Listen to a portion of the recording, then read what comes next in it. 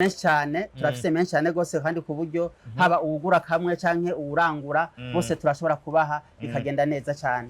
Nta muntu aragura ikintu muri Sateke ngo aheze nta muntu aragura ikintu muri Sateke ngo aheze ngo yidoge. Aka kabati umuntu ashobora kukaronka muri Sateke atangorana. Nta kibazo. Bivuze ngo umuntu afise nk'inzu ruguru arashobora kuza akagura kano kantu akaba yoja kwatsa muhiri watangorane nimwe. Mushinga nayo tamu niko twama mu misozi mu ntara zitandukanye zigize igihugu.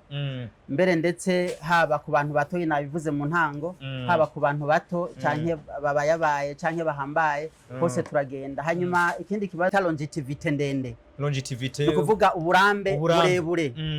Twogereranya yuko irashobora kumara hagati y'imyaka 10 n'imyaka 15 umuntu arikoresha atangorane atakibazo. Urumva imyaka 15 ufise akabaraje mu nzi wawe ni ikintu cyo kwishimira cyane. Amatara ntiyongera gucika nkuko tumaze imisi tubibona ku bantu bamwe bamwe. Ubu yaca kubera ushaka gusinzira cyangwa ukazimya. Yego cyangwa ukazimya. Hanyuma ikindi kigira kabiri c'akarusho kuri batiri lithium nuko rifise ikintu bita cycle de chargement ndende gose. Cycle de chargement ni kuvuga liraramba umwanya uri charge nababwiye yuko nk'ayandi usanga afise ikiringo cyo hagati bakita mu Cyongereza water pump canke imashini isunika amazi turashobora kuyishira indani mu mazi hanyuma tukaca tuyinsta dushirako panneau solaire ya Sateke nakanyene ni Sateke. Hanyuma tukaca tugashira mu mazi tukaca kwensera ko amapano solaire tukaca turungika amazi aho dushakiye. Muri Sateke nta na kimwe twibagiye twarabazaniye n'amatara meza cyane ajejwe gucungera impangu canke ajejwe gushigwa ku mabarabara biva canke muri quartier kanaka. No banka karorero murayabona ngaya ari ku rugero rutandukanye.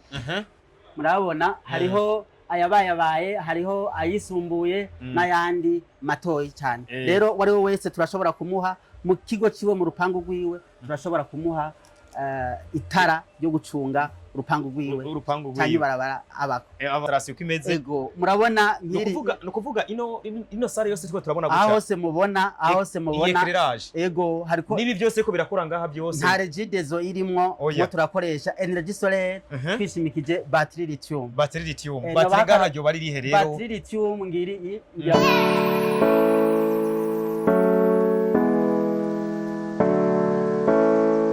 ibihe byiza cyane kuri mwebwe mwese abakunzi bacu twizere ko mumeze neza cyane aho muri mu mpande zine z'isi. Ibintu ni bitatu bishobora gutuma unezerwa harimo kugira amafaranga, kugira umuryango ndetse no kugira amagara meza. Twe tunezerezwa no kuba tubafise nk'umuryango wagutse, umuryango udukurikirana. Ni nayo mpamvu no munsi ibyo tuzi n'ibyo twamenye tutabyigumizamwo. Ibanga ryatumye dutera imbere ntabwo dushobora kugigumizamo. Twashimye kugendera bamwe mu badufashije mu bafasha n'abandi kugira ngo bashobore kuba ahantu heza, igihugu kikomeze gitera imbere muri ya vision ya 2060.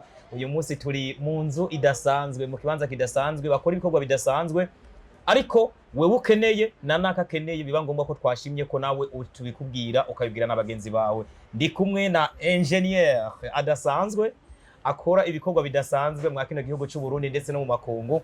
Ndamuha ikaze muri kino kiganiro kugira ngo dushobore kuyaga byinshi cyane. Ndagwaye ikaze engineer Juvenal. Murakoze cyane utamu, murakoze cyane kwa mugendeye Sateke. Je nitwa engineer ndi kumagenge Juvenal, nkaba njejwe ibintu bya energy renouvelable muri rusangi na energy solaire by'umwihariko. Nkaba rero njejwe kwinstara ibintu by'ama plaque solaire cyo kimwe haba mu mahinguriro canke mu nzu z'abanyagihugu. Aho nyine niho ngomba guhera muri Sateke nk'umu engineer. Uyu munsi umuntu yobitura wewe mufashiki, reka mvuga nti yaguze ibintu byose nka engineer, ikintu ushobora kumufasha niyo installation cyangwa urashobora no kumufasha gucagura ibikoresho byiza canke murana bifise muri Sateke. Utamu kibazo ciza cyane gose uranyohe. Cyo ni kibazo nyine cyari kiduhanze. No kuvuga ngo ahanya twakira benshi ariko kandi hari habagura n'abatagura cyane cyane dufate nk'abantu baje kugura turaheza tukabasigurira ivyo baje kugura ivyo ari byo muna cyane babanje gutwereka ivyo bagiye gucana ivyo bagiye kwatsa ivyo ari byo hanyuma nk'abahinga tukaza tukaca tubagirira ibiharuro hanyuma tukaja tubereka rero ivyo bagura badasesaguye bihuye n'uburyo bwabo kandi bihuye n'ibikoresho byabo batekanya kuzocana. Murakoze. Reka dufate ko turi mu gihugu cy'u Burundi no munsi hari ama entreprise atandukanye n'abikorera utwabo batandukanye. Ese nka entreprise quelconque murashobora kuyifasha kuronka umuyaga nkuba? Reka dufate nk'ibitaro, dufate nka hotel, dufate n'izindi nzu zitandukanye zakira nk'abantu canke se zifise ibyo gukoresha bya umuyaga nkuba byinshi, murashobora kubyakira ngaha muri SATEC? Murakoze cyane. Ahubwo rero ico niyo njya yacu, nico ahakuru ihangiro ryacu. Turafasha abanyagihugu n'ivyo bato bato baraza kugura ibintu ngaha twongera tukaza kubibenstallira nk'abahinga. Hanyuma turafasha kandi n'ibitaro birashobora kuzagura ibintu ngaha. Hanyuma nk'abahinga tukagenda tukabibenstallira bya energy storage nyene. Hanyuma hariho nk'amabanke, hariho nk'amahoteli atandukanye, amacentre de santé, amashure n'ivyo. Ego. Okay, nje nibaza akantu kamwe aho imbere yanje ndahabona hari akabateri ni gatoyi. Hari n'utu tuntu nabonye menga je nibaje kare nk'amakaramu yo barimo indani. Utu tuntu two nuduki iyi bateri, ese umuntu ashobora kuyikoresha nko mu bitaro, ashobora kuyikoresha hehe? Urakoze cyane. Utu rero nkuko mwaje kubivuga sakaboite kudukaramu, ahubwo ni itara rya SATEC. Nokora yo nkabereka. Murashobora kubona ni itara rya SATEC. Murabona na cakirango SATEC yabara y'urwatsi rubisi. Umuntu ashobora kuyaronka muri SATEC umwanya wari wosaziye cyane?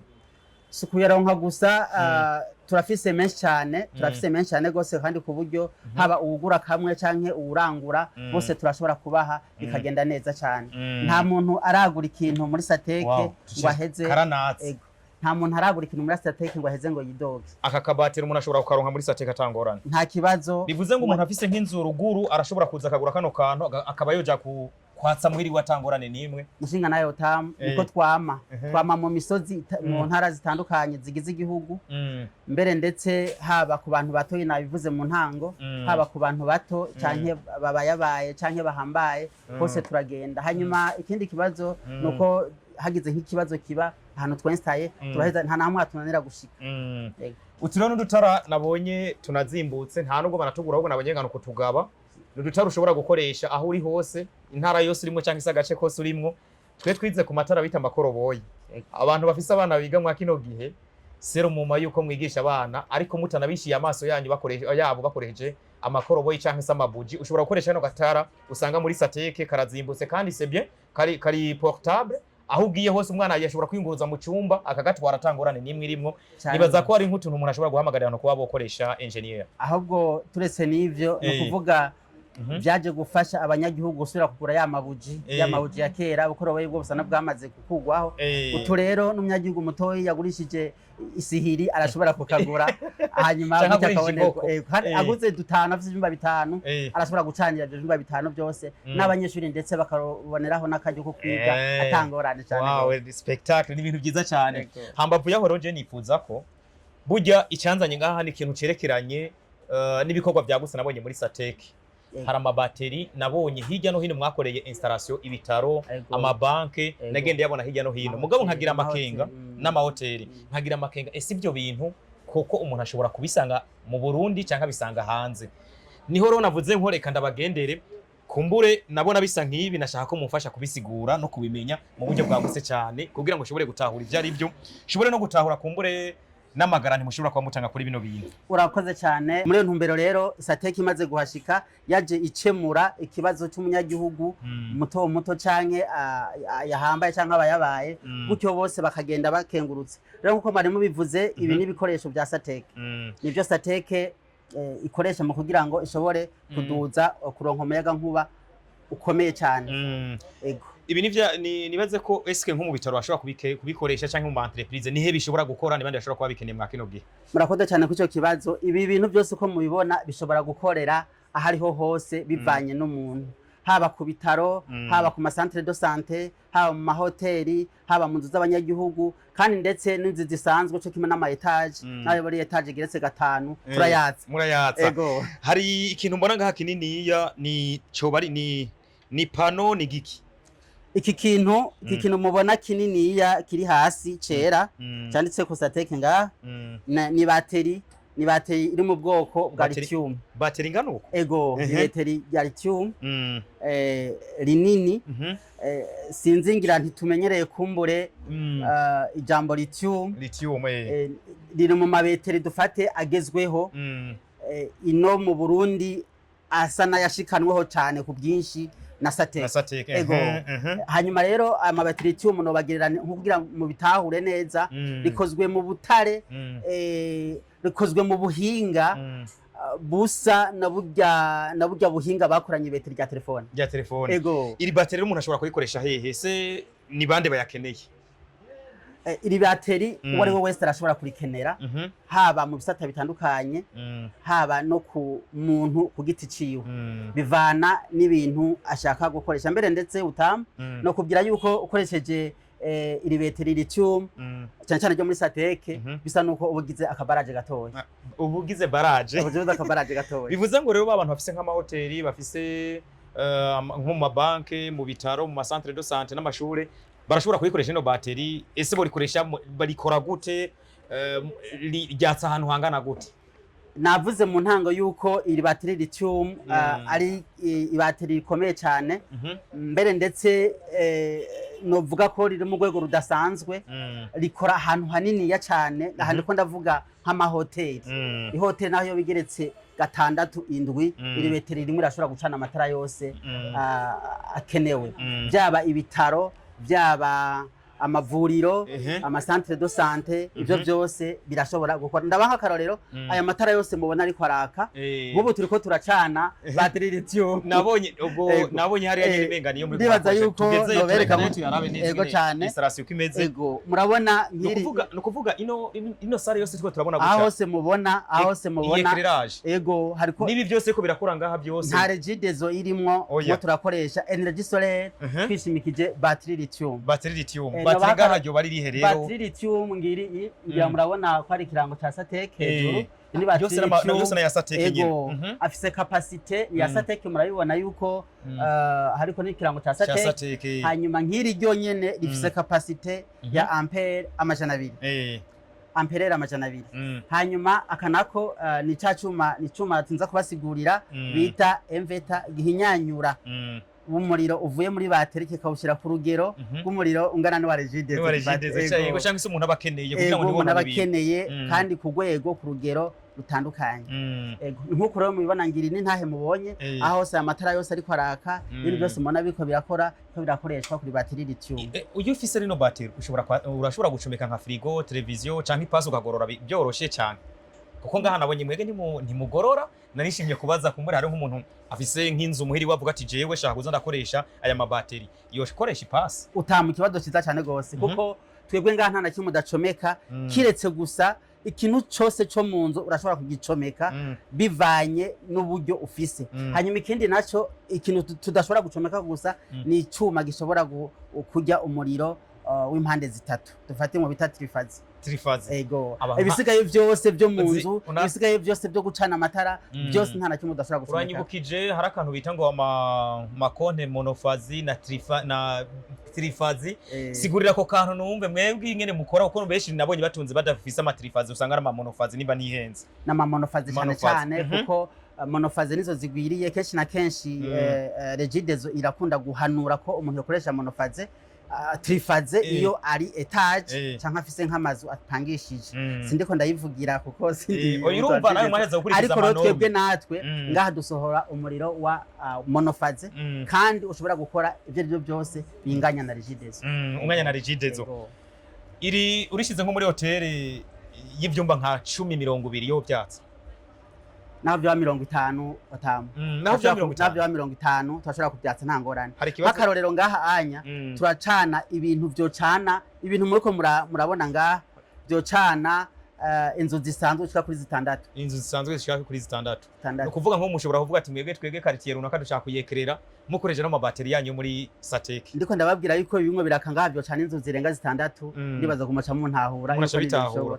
Reka nibaza kandi kantu rero, iyi bateri umuntu arayiguze nk'umu engineer, ni giki gisumba cyo gukoresha wa muyaga nk'ubusanzwe cyangwa se yandi mabateri y'ahandi kuko hari amabateri y'amapirate singiye kubesha nabonye umuntu yesitaye inzu yiwe inyuma y'indwi zibiri byari bihiye neza cyane. Ni kihe kintu gitandukaniro y'amabateri yanyu inyuma yuko tumaze kubona ko ashobora kuba afise ashobora kwekerera ahantu hanini akamaro n'akarusho umuntu yokura kuri bateri yanyu ni urakoze cyane kuri cyo kibazo kubera ni naco cyari kinampanze mbere ndetse urakoze kubona ko nakimbagije utakimbaza nababa kuko mu bisanzwe izi bateri lithium zaje hariho n'izindi bateri zari zisanzwe zihari hari bateri n'ubu twazifise ngahe bateri bita bateri Oplon amagele hama agem ayose na mabateri dushobora ngaha dufise hakacazeho n'amabateri lithium. Rero aya mabateri lithium mwatubajije akarusho nuko kuri bateri kandi ndagereranya bateri zijya zisanzwe za gel na bateri lithium canke naho mwotubwira ko ino bateri mwiga mufise kumbure yonyene nta kibazo naho mwamukoze. Murakoze cyane kuko je nifuza kumenya ino bateri niyo nabonye ifise akarusho gusumba izindi uko biri kose. Ni kuvuga iyo bateri lithium rero ikije kurusha izindi nuko ubwa mbere na mbere ifise ikintu bita longevity ndende. Longevity ni kuvuga uburambe burebure twogereranya yuko irashobora kumara hagati y'imyaka 10 n'imyaka 15 umuntu arikoresha atangorane régulièrement atakibazo. Urumva imyaka 15 ufise akabaraje mu nzi wawe ni ikintu cyo kwishimira cyane. Amatara ntiyongera gucika nkuko tumaze ibisi tubibona ku bantu bamwe bamwe ubu yaca kubera ushaka gusinzira cyangwa ukazimya. Yego cyangwa ukazimya. Hanyuma ikindi kigira kabiri c'akarusho kuri bateri lithium nuko rifise ikintu bita cycle de chargement ndende gose. Cycle de chargement ni kuvuga riraramba umwanya uri charge nababwiye yuko nk'ayandi usanga afise ikiringo cyo hagati y'imyaka 2 n'imyaka 5 aho kaba ugacuhindura ariko twebwe lithium bateri lithium ushaka kumara hagati y'imyaka 10 na 15 be twebwe ngaha tushaka gutanga imyaka 15 na garanti murayiha umuntu mwishama ko umuntu nta kibazo. Hanyuma rero iyo cycle de chargement zijya zisanzwe nazo nyene ni nziza nk'izo dufise ngaha za ngira murazibona nizi izo ni bateri zikomeye cyane mbere ngaha mu Burundi turabambere bategya gel ya Satek kuko watoye umuhinga aha muri Satek akaza kubikoinstalira turabigukurikiranira iyo garanti umwe turavuga si garanti y'ico kintu ukora ashobora no guconona nono munsi turabigukurikiranira mu kiringo c'umwaka dukurikirana yuko bimwe biragenda neza hagize ikiba tukaguha impanuro ego. Hanyuma rero tumwe turavuga ngaha hagati ya bateri lithium na bateri gel. Izi rero bateri lithium ni bateri zikomeye cyane mbere benshi bariko barahurumbira ku rwego rwo hejuru. Novuga nti mbere ndetse Satek ni yisa niye zitanguye kwishikana ngambwe sigara cha Bujumbura kubera yuko ni nayo yatanguye kubona ingorane z'abanyagihugu bwa mbere. Ya murakoze cyane reka kumbure ngaruke gatoya ngaruka ku mapano solaire ariko hambavu yaho mbanze nibutsa abantu ko muri kino gihe cicikagurika ry'umuyaga nkuba ni byiza ko uwari we wese agira inguvu mu bijanye no gukemura ico kibazo akoresheje bino bikoresho biri muri Satek na cyane cyane no mabateri ya Satek bumva ko banatanga na garanti cyangwa se anakomeye cyane gusumba yandi. Ariko hambavu yaho nibaza ko bateri zoba zikora zonyene canke mukoresha n'amapano solaire byo babikora gute rero? Murakoze cyane. Bateri mu bisanzwe ni nka stock. Ni stock nka kujya ubufise itangi y'amazi hanyuma ugaheza iyo tangi y'amazi ukazura yashiramwo hanyuma ukazura yakoresha mu buryo wewe uba ukeneye ukazura yakoresha mu buryo wewe uba ukeneye canke mu bikoresho ushaka gukoresha ubyifuza. Pano solaire nayo novuga yuko ari nayo nyene ya Satek kandi mbona ari Satek murayibona ni isoko y'umuyaga nkuba ikaba isoko y'umuyaga nkuba irungika muri bateri ariko hamwe n'ico rero utamu nuko imbere yuko umuriro uvuye muri pano solaire imbere yo kushika muri bateri ubanza guca muri kicuma nyene ca Satek bita contrôle de charge. Ico cuma rero solar charger control murayikibona iki cuma rero murabona yuko nikijejwe kuyungurura umuriro uvuye muri pano solaire kiwujana muri bateri. Hanyuma bateri nayo igaca iwurungika mu cuma bita inverter mu Congereza canke ondulaire mu Gifaransa canke mu Burundi bashaka mu Kirundi imashini ifata wa muriro w'ibeteri kawuyungurura kawushira ku rugero nk'ujya wa Regidez. Wow, ibi byose rero turashobora kubisanga muri Satek.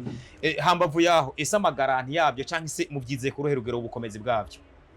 twebwe garanti yo muri Sateke kabisa ni garanti dutanga kandi yizewe cyane cyane twishimikiza ubukomezi bw'ivyo bintu bya Sateke ubukomezi mwizeye kuri ivyo uko bimeze nabonye abantu benshi baza rero babaza bino bintu kandi narabonye n'abakampani amwe rimwe na rimwe aza mwebwe mubona kuruhe rugero mwizeza abarundi kubakiriza umuyaga nkuba cyangwa se kubakiriza ibintu byabo murakoze cyane ku cyo kibazo twebwe ku bwacu twovuga tuti bohurumbira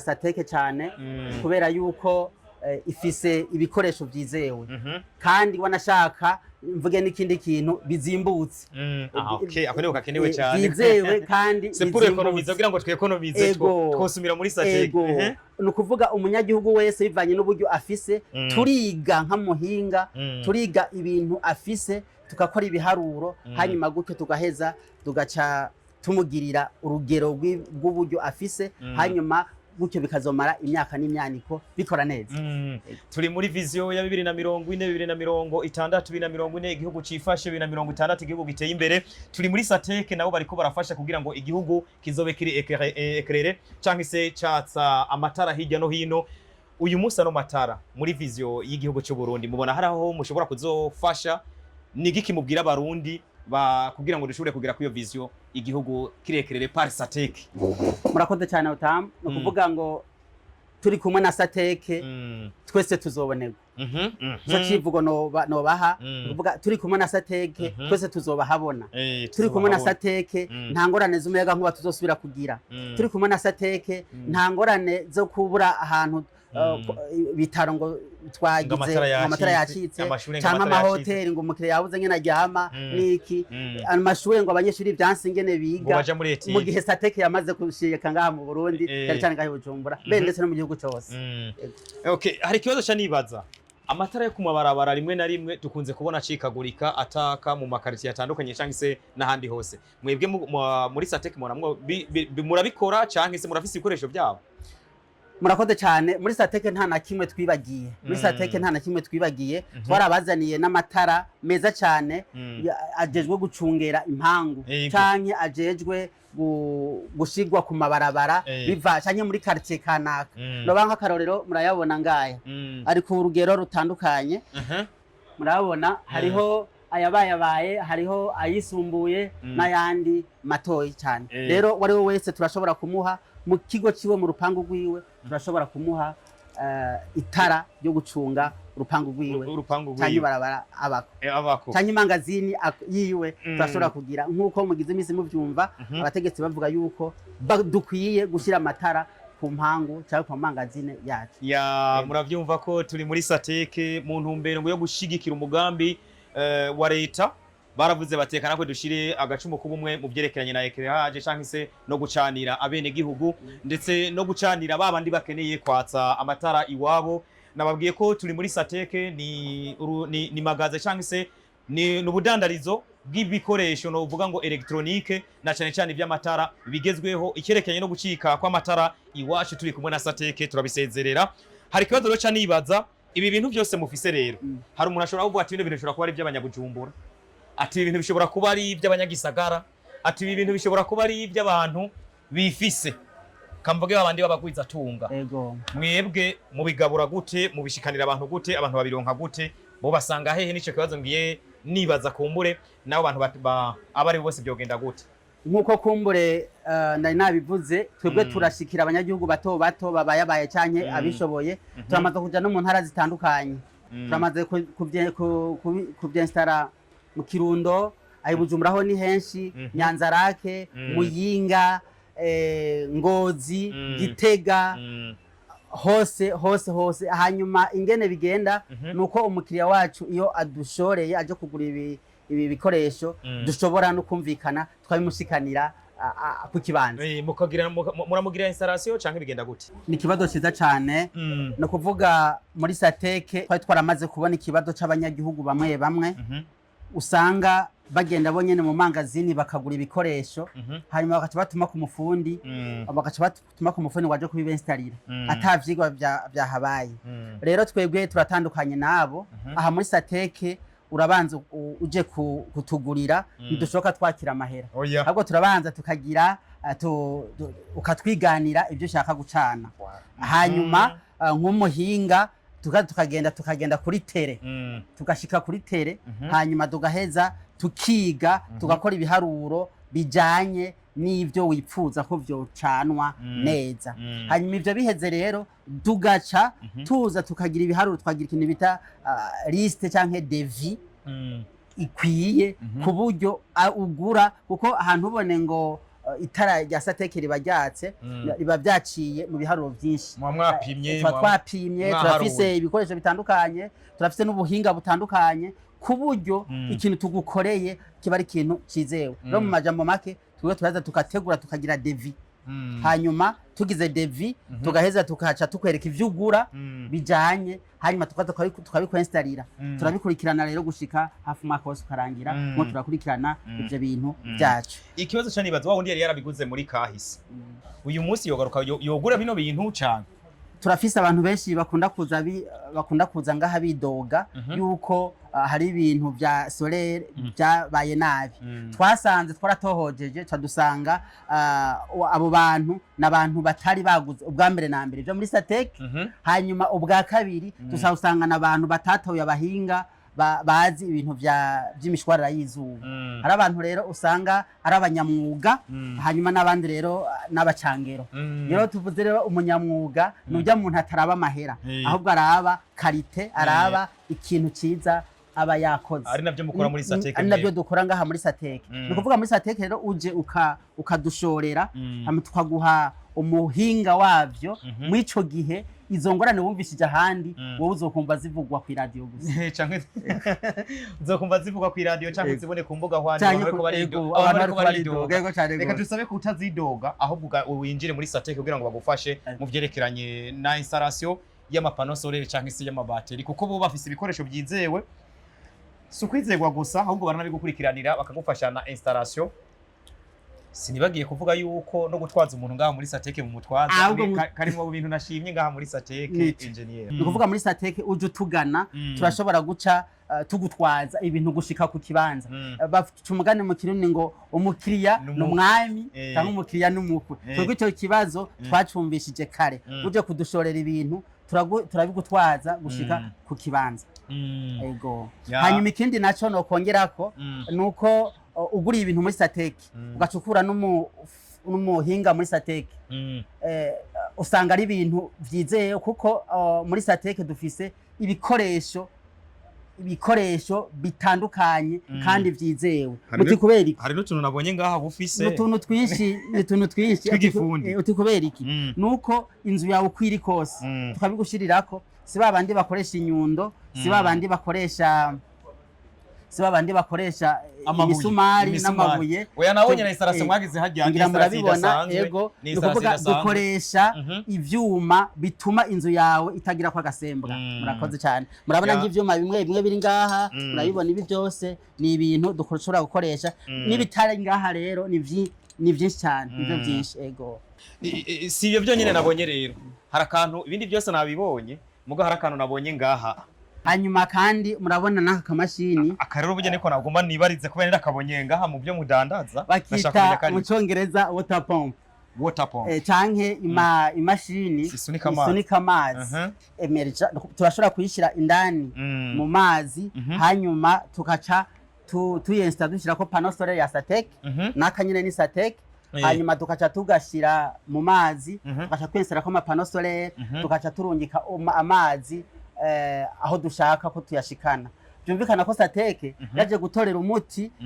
washaka muri byose amazi n'amatara amazi n'amatara muri Satek byose birashoboka rezami igisigaye kumbure nuko umuntu akwiye kumenya Satek aho umuntu ashobora kuyisanga n'ingene ashobora kuronka ivyo bikoresho ubikeneye navuze ko twahereye kuri bito twageze kuri binini yaba ibitaro yaba amashure yaba amabanki ndetse n'abandi bafise ibindi byose bakora amamagaza atari ekerere mezami muvuga ngo amatara aracikagurika sezera ivyo bintu muri Satek murabona ko ari ekerere kandi batari ko barakoresha wa muyaga nkuba tuvuga ngo wa leta ariyo Regidezo bari kwakoresha ibikoresho byabo ari byo bya Satek ariyo y'amabateri nababwira ndetse n'ibindi bitandukanye ama inverter n'ibindi harimo amapano solaire ikibazo cyo kwibaza Satek umuntu ashobora kuyisanga heherero muri kano kanya uyu munsi ntibizimbye mwigeze kuvuga akantu koko bitazimbye canke se biri kubihe biciro sinibaza iby'amafaranga kumbure muraza kutubwira uko byo bimeze neza na neza jewe mbona ku rugero rwanje mbona no hangara magazi ya Sateke cyane no uri munsi yanje cyane gose nababwiye mu ntango ko Sateke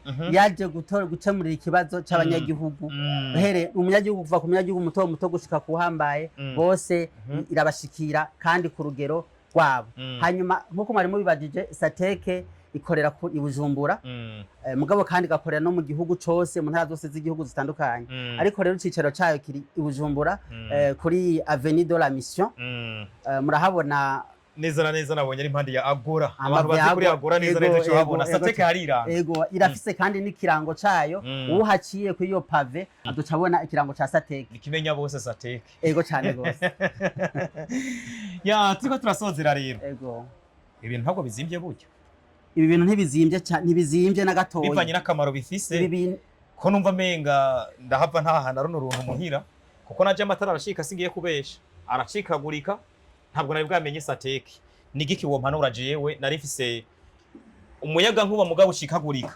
urampanura iki urahanura iki ya entreprise ya bitaro ya banke ya magaze na ya mashure ega na ya masengero mu masengero urabona umuntu karasenga umuntu yecetwe memu yamanutse mu ukazubona amatara aracitse byose biracitse nigiki wo bahanura abo bantu Nagomba nakubwire ko Sateke atana hamwe itinjiye Sateke nikimenyamenya ikitwereka yuko Sateke ibi bintu byayo bitazimbye nuko bariko barayihurumbira kandi bayishorera ibintu kubwinshi cyane gose barayishorera cyane icyo gitwereka yuko tutazimba umunyagihugu muto n'uhambaye n'ubayabaye bose baraza kugura ikitwereka yuko bitazimbye nuko baza kubwinshi oya kakoko ndagatahana murakoze naho ntarashika kuri ntaraza kugura ntaragera ku rwego rwo kugira kano ino battery turakaguhaye kakoko ndagatahana murakoze cyane ya akanaka battery kumbure muri Sateke wari wese ashobora kugura uri kumufise kano gataro ushobora gucana tarinze kwikorera bya bintu bita petrol binanuka mu mazu yacu oya ukoresha kano gatara birashobora gukunda nagomba mbwire n'abari ko badukurikirana nga yuko utu tubeteri tushobora no gukorera kuri yama mashini abafise ama mashini agiye mu biro ordinateur ugasanga yaratakaje autonomy ibyo bita ondire muri Sateke twarabacemuriye ikibazo gose aya mabeteri arakora kandi aruta kure y'ubushobozi bajya amabeteri byazananye na ondire abo rero ikibazo Sateke yaramaze kugicemura imaze kuraba hirya no hino igasanga abo bantu barashobora guico kibazo yaciye igicemura yarabazaniye amabeteri gukoresha mu ondire ariyo yaya ngira ngo muzoza muratwigisha ingene tuyakoresha mu mabateri ku ma laptop cyangwa se ku ma ordinateur turabibashirira dusozera rero uyu munsi abarundi bari hirya no hino nka Sateke mu babwira iki cyane mpere ku banyagihugu bari kwatwumviriza no bahamagarira yuko bo kwisunga cyane bohurumbira iyi Sateke kuko yaje ibagana yaje yumva icipfuzo cabo cyuko kijya kintu kwamabaza barabura umuyaga nkuba ukikagurika canke n'abatawufise kuko ngaha muri Sateke ntidushorerwa gusa n'abadafise umuyaga nkuba dushorerwa n'abawufise kandi n'abatawufise rero ninaco gituma Sateke yaje gukemura ikibazo cyose kijanye n'umuyaga nkuba ku munyagihugu wari we wese murakoze dusozera rero kumbure umuntu ashobora kwibaza twamaze kumenya adresse physique cyangwa isaha umuntu ashobora kubasanga neza na neza ariko isi yarateye imbere mwa kino gihe umuntu ashobora kuba ari Buraya ari muri Amerika muri Australia akaba ari kafise nka chantier ari karubaka akavuga ati shaka kuzogura bya bikoresho byo muri Sateke akaba yo bavugisha yo basanga hehe mu buryo bwa none ndavuga nka telefone nimero ya telefone umuntu ashobora kubaronkako murakoze cyane nkuko mwari mwejeje kuvuga Sateke irashorera ibi bintu no n'inyuma y'igihugu kuvuga ni ibintu bikomeye cyane aba bakeneye rero kugira ngo bashobore kudutora ni 61 38 58 canke 65 197 399 hanyuma izumu engineer ni 79 577 ubusa 99 canke 69 511 898 rero iyi ni Sateke Burundi twari twagendeye canke se twariko turayaga nabo ariko hambavu yaho imbere inyuma yuko twe twababonye ku marezo sociaux twababonye kuri za Facebook za YouTube barizwa hose IG cyangwa se Instagram, TikTok bariko, X bariko, yahoze yitwa Twitter. Aba n'abantu badasanzwe urumva ko ariko baragura ibikorwa mu buryo bwo kubafasha. Ni Sateke, wanditse Sateke, ijambo Sateke birakorohera. Kuri Facebook ni Sateke Burundi, YouTube ni Sateke, naho nyine urabaronka. Aba novuga ko nibo basirimu dufise mu buryo bwo kutugira natwe abasirimu mu bijanye n'umuyaga nkuba, murumva ko badasanzwe. Les amis, nta mpamvu nimwe yuko tuba ahatabona mu gihe Sateke yaje nk'igisubizo cyacu. Murakoze cyane rero Engineer Juvenal, kumbure Murundi ataracana amatara no munsi, ikosa sijyanyu nibaza ko ikosa yakoze araribabariwe kuva no musa bamenye. Kuva no munsi cyane, kuva no munsi wari wese muradukurikirana ngaha muri Sateke, arahamagariwe kuza kuraba ibikoresho, mbese ukuraba gusabwa no kugura kuko biri ku giciro gito cyane kandi ni ibikoresho byizewe. Murakoze rero namwe mwese mukurikirana bino biganiro byacu, ariko ndabasabe ko ibintu bihagije kubiraba gusa, ahubwo habakenewe ko umuntu abishira no mu ngiro. Ari nayo mpamvu tubahamagarira kugura bino bikoresho bya Sateke kugira ngo dutandukane n'umwiza na mwarije tugiye kugera mu gihe c'imvura, amatara aracikagurika keshi, ariko yo wakoreje ibikoresho bya Sateke ubu bisezereye. Sateke Burundi, umuco wacu w'abarundi twese. Murakoze. Murakoze cyane, Imana ibahezagire. Murakoze namwe.